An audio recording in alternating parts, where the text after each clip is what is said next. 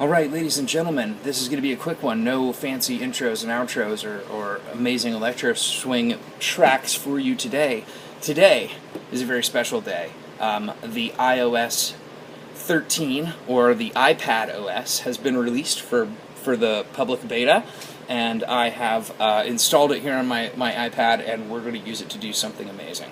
You're going to hear a lot of people talking about, it's buggy, it's new, don't try it, whatever. Try it. Do it, play with it, love it, it's yours.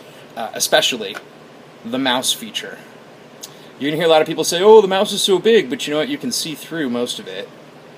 Just ignore the large outer circle and use it, because it's awesome that you can finally use a mouse on an iPad. But that's not all. Having mouse and a Bluetooth keyboard set up with this iPad, I can do something really, really cool that I think you're going to want to do too. And that is run an entire desktop operating system through the iPad. You can do this remotely too, from a coffee shop or from a remote office or from your house, from another room. If you just want to work on your main desktop, but work on it through your iPad interface for some reason. I do this all the time. I use programs like Blender to do design work, and to be able to do this on a lightweight operating system remotely is just really amazing. So I'm going to show you how I do it. I use two programs. I'm running on my desktop here. This is Ubuntu 16.04 operating system. It's Linux. It's free, so if you'd like to install it, you can do so to pretty much any system. I've got a 32-bit operating system on this computer. It's very very old, but also very awesome because Ubuntu is so lightweight. So on this, for the computer that I want to remote control, I am using the X11 VNC server, and you can find that in the Ubuntu software store. It's really easy to install. You don't even have to go digging around for it and try to sideload it. You can just get it straight from the Ubuntu software store, and I'm not going to launch it because I don't want to show you my IP and all that, but it's easy. It's a very easy interface. So set up the X11 VNC server on the desktop, on a Linux desktop, or if you're working with a Mac OS or with a Windows PC, you pick your VNC server of choice. Tight VNC, Real VNC, Tiger VNC, these are all awesome options.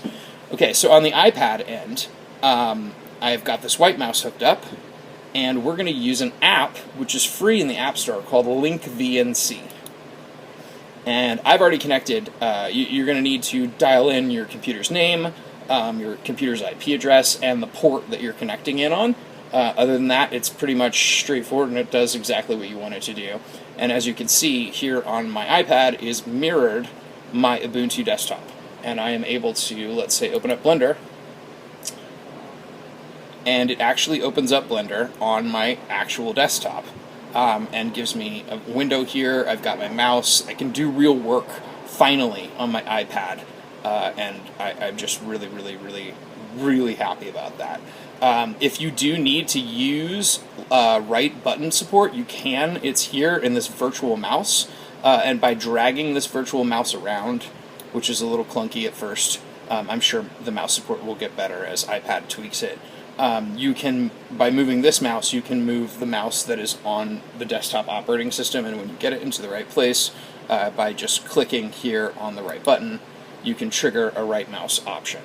So that's how you do that. Full mouse support, full Bluetooth keyboard support on an iPad running a desktop operating system remotely.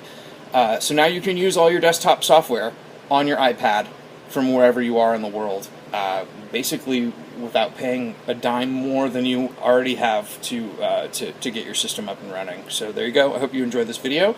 I will see you again soon.